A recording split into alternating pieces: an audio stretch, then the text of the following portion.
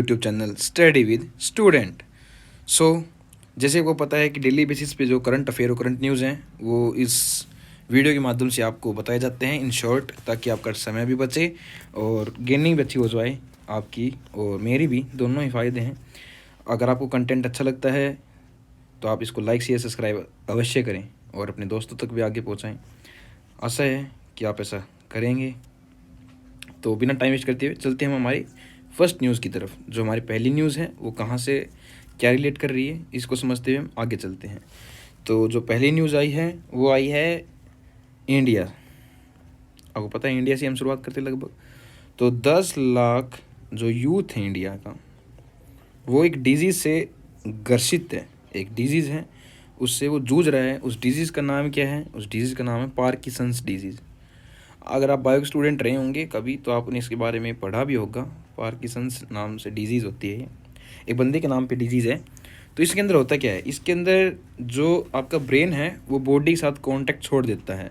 आपके हाथ, आपके पैर, उंगलियां हिलने लग जाती हैं अपने आप, आपके हाथ पैर काम नहीं करते हैं। तो इसको पार्किंसंस डिजीज़ कहते हैं। ये जो ओल्ड एज होती है ना, उनके अंदर ज़्यादा होता है, और जो आपकी यंग एज में होता है तो उसके अंदर ये रिलेवेंटली कम ऑब्जर्व किया जाता है। पर इंडिया के अंदर ये यूथ के अंदर ही ज़्यादा देखा जा रहा है। तो इसी को ही हम बताया जा रहा है कि भाई इससे बहुत से जो इंडिया के यूथ हैं वो परेशान हैं।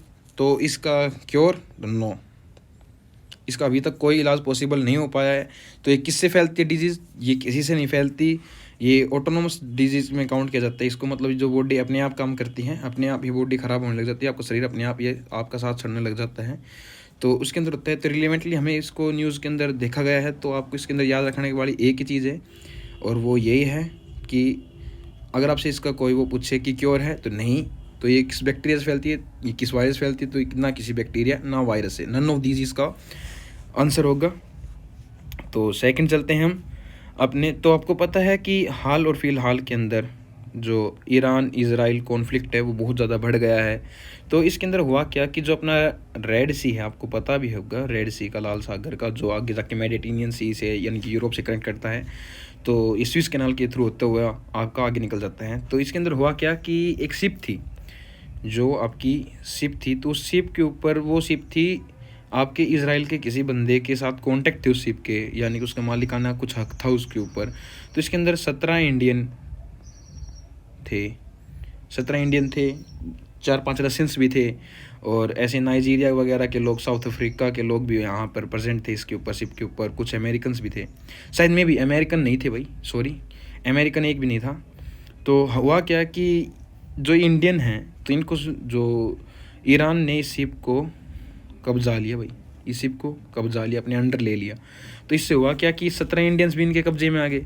जब ये 17 इंडियंस के कब्जे में आ गए तो अब इसको छुड़वाने का काम किसका है? तो हमारा काम है भाई, ये भारतीय हैं तो एक भारतीय का काम भी है कि इनको वहाँ से सेफली लेके आए इंडिया के अंदर वापस।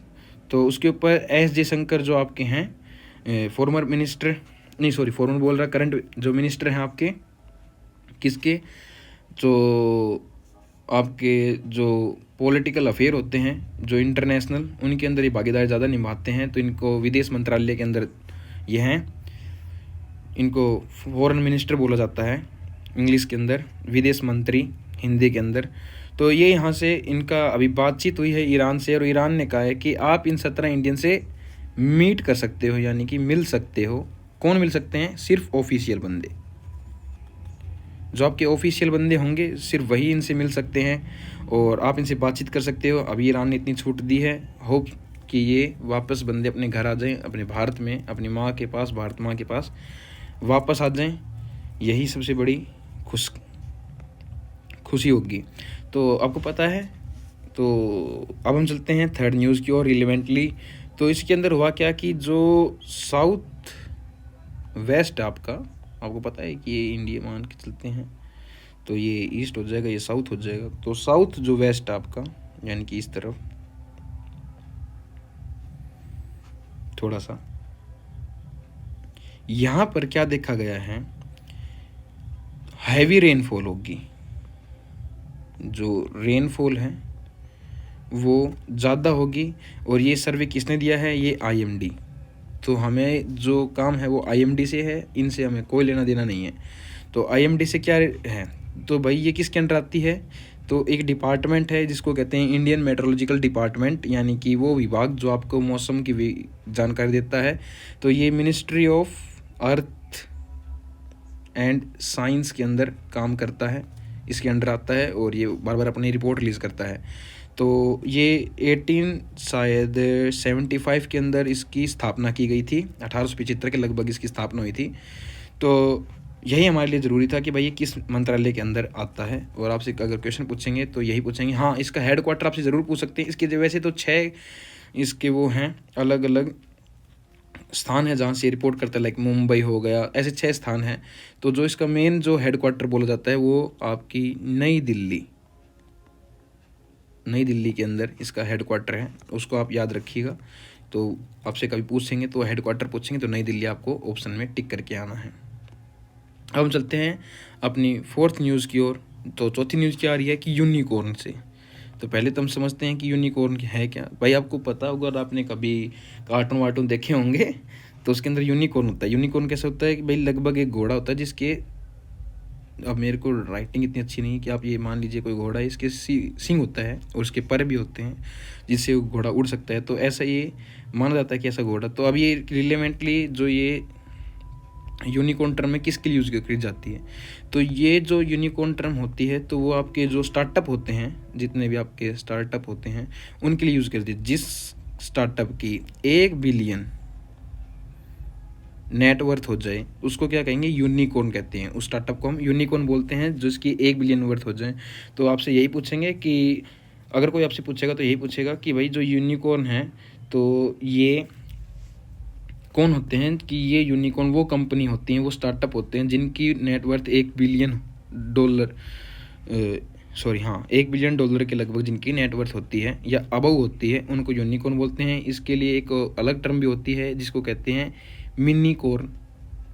तो ये होती है 1 मिलियन, यहाँ पे आप ध्यान दीजिएगा 1 बिलियन और मिलियन के अंदर। तो मिनीकॉर्न मतलब 1 मिलियन होता है और यूनिकॉर्न मतलब 1 बिलियन होता है। तो न्यूज़ ये है कि ये बताया जा रहा है कि 2025 तक ये इंक्रीज़ करेंगे इंडिया के अंदर बहुत से यूनिकॉर्न स्टार्टअप बन जाएंगे 2025 तक। तो बस आपको जो ये न्यूज़ थी ये बतानी थी, ये इम्पोर्टेंट थी, तो इसको हम लेके आए हैं। होप आपने अच्छे से सुना होगा। अब हम चलते हैं अपनी नेक्स्ट न्यूज़ की ओर। जो आपकी नेक्स्ट न्यूज़ है वो क्या है और क्या कह रही है। तो जो आपकी नेक्स्ट न्यूज़ है वो है 5वीं न्यूज़। तो वो क्या कह रही है, ये कह रही है कि भाई जो ये एक द हिंदू में आर्टिकल छपा है। तो आर्टिकल के अंदर क्या था, जो आपका न्यू डाटा लॉ है उसके ऊपर है। तो इसके अंदर क्या बोला गया है कि जो आपका जर्नलिज्म होता है, यानी कि आपकी जो मीडिया है उसकी जो फ्रीडम है, उसकी जो आज़ादी है, उसके ऊपर थोड़ा ये बोला गया कि अब इसके बाद शायद फ्री स्पीच नहीं हो पाएंगे। जो आपके फ्री स्पीच होते हैं तो वो नहीं हो पाएंगे। क्यों नहीं हो पाएंगे, इसके ऊपर डिस्कस करते हैं, अच्छे से डिस्कस करते हैं। तो इसके अंदर हुआ क्या कि इनके अंदर बोला गया कि जो आपका न्यू डाटा बिल है ना, तो इनके अंदर है ना एक ऐसी वो ला दी गई कि जैसे कि ये आया बेसिकली आपके वो लिए है कि भाई आपका कोई डाटा लीक ना करे। जैसे आपके मान लीजिए कोई कंपनी से आप टाइप करते हो या कोई कंपनी से आप प्रोडक्ट लेते हो, तो क्या करता है आपके मोबाइल नंबर, ईमेल वगैरह वो लेते हैं। तो कुछ कंपनियां उनको सेव करते हैं और कुछ उनको बेनिफिट के लिए, मतलब खुद के पैसे बनाने के लिए उनको बेच देती है। तो इसके लिए नया डाटा बिल आया था, नया डाटा लॉ आया था। इसके अंदर ये था कि भाई आज के बाद जो आपकी जो डाटा होगा उसके ऊपर आपको कोई ऐसा रिलीज़ नहीं कर सकता है, आपको कोई लीक नहीं कर सकता है, या आपको कोई ऐसे आपसे बिना पूछे हुए उसको कोई छेड़छाड़ नहीं कर सकता है। तो इसके अंदर हुआ क्या कि इसके अंदर जर्नलिस्ट ने कहा कि भाई मान लीजिए कि कोई भी ए मिनिस्टर है आपका, तो यदि वो कहाँ जाता है, किस कंपनी में खाता है, किस कंपनी में वो बैठता है, उसकी नेटवर्थ कितनी है, तो ये सब कुछ हम अब रिलीज़ नहीं कर पाएंगे। तो ऑब्वियस सी बात है, अगर भाई ये कोई रिलीज़ नहीं कर पाएंगे किसी मंत्री के बारे में, किसी व्यक्ति के बारे में, किसी विशेष के बारे में, तो इससे होगा क्या, इससे ये होगा कि भाई आप तक जो फ्री स्पीच है वो नहीं पहुंच पाएंगे, आप तक जो रिलेवेंट डाटा है वो नहीं पहुंच पाएगा। तो एक तरीके से जर्नलिस्ट के लिए ये थोड़ा सा वो देखा जा रहा है कि भाई थोड़ा ये ख़राब सी लग रहा है। तो हुआ क्या कि इसके ऊपर, और आपको अच्छी से एक चीज़ बताता हूँ, जो ये बिल है ना, ये किस पे लागू नहीं होता, आप ये ध्यान से देखिएगा कि किस पे लागू नहीं होता। ये आपके किसी भी मिनिस्टर के ऊपर लागू नहीं होता, यानी कि गवर्नमेंट के ऊपर लागू नहीं होता। गवर्नमेंट के ऊपर ये लागू नहीं होता। तो गवर्नमेंट जब चाहे जिसका डाटा निकाल सकती है, जब चाहे जिससे कांटेक्ट कर सकती है, किसी का भी यहाँ प्रेस वगैरह रिलीज़ कर सकते हो। गवर्नमेंट का डाटा रिलीज़ नहीं किया जाएगा, गवर्नमेंट का जो डाटा होता है उसके ऊपर नहीं होगा। तो ये कह रहा है कि गवर्नमेंट के ऊपर तो काम कर ही नहीं रहा, तो फिर फ़ायदा क्या है इसका। तो ऐसे कुछ चल रही है। तो बस आपसे कोई पूछेगा कि न्यू डाटा बिल है उसके ऊपर क्या हुआ, तो ये आपको मेनली आपका जो मेन राइटिंग होते हैं, मेंस में आप जो लिखते हो तो फ्री स्पीच वगैरह में, तो उसको आप एक टॉपिक डाल के इसको ऐड करके अपने नंबर बढ़ा सकते हैं, अपनी थोड़ी सी राइटिंग स्किल्स में इम्प्रूव कर सकते हैं। अब हम चलते हैं नेक्स्ट न्यूज़ की ओर। जो नेक्स्ट न्यूज़ आ रही है वो आ रही है भाई, एक आपका ऑपरेशन था, ऑपरेशन इन द सेंस मतलब आपको पता होगा, जो ये थोड़ा सा आप ये ऐसे ही मान लीजिए कश्मीर टाइप। तो यहाँ पे आपको पता है कि यहाँ पे आपका सियाचिन ग्लेशियर है। तो सियाचिन ग्लेशियर के ऊपर हुआ क्या, आज से 40 साल पहले तो जब बंटवारा हुआ था, तो ये सियाचिन ग्लेशियर है ना, यहाँ पर इतनी ख़राब वेदर कंडीशंस थी कि ब्रिटिशर ने इसको अनक्लेम छोड़ दिया कि ना तो इंडिया किससे ना पाकिस्तान किससे।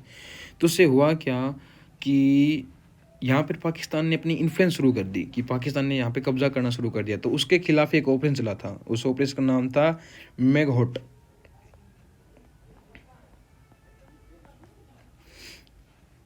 मग मग मगदूत या मगदूत नाम से कोई ऑपरेशन चला था। तो उसको 40 साल पूरे हो गए, तो ये रिलेवेंटली अब 40 ईयर कंप्लीट हो गए। तो इसके अंदर हुआ क्या था, सियाचिन ग्लेशियर को हमने कब्जाया था, हमने अपनी प्रेजेंस वहाँ बनाई थी और हमने वहाँ से पाकिस्तान को खदेड़ दिया था, निकाल दिया था और इंडिया के नाम ये सियाचिन ग्लेशियर कर लिया था।